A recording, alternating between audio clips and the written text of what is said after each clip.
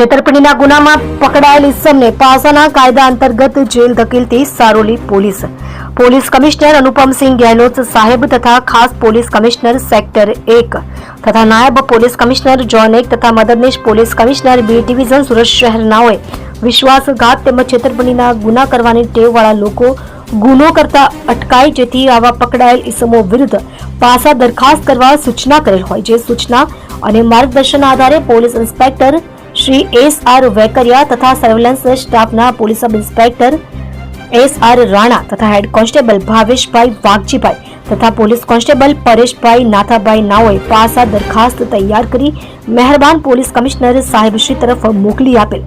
જે પાસા દરખાસ્ત મહેરબાન પોલીસ કમિશનર સાહેબશ્રી નાઓ દ્વારા મંજૂર કરી પાસા હુકમ કરતા છેતરપિંડીના ગુનામાં પકડાયેલી ઇસમ હિતેશ ખુબચંદ ખાનવાણી, ઉંમર વર્ષ 31, રહે flat number D104, Atrevalley flat, Sanjaynagar પાસે, નાના ચિલોડા, નરોડા, અમદાવાદ શહેરને પાસા હુકમની બજવણી કરી મધ્યસ્થ જેલ રાજકોટ ખાતે મોકલી આપી પ્રશંસનીય કામગીરી કરેલ છે.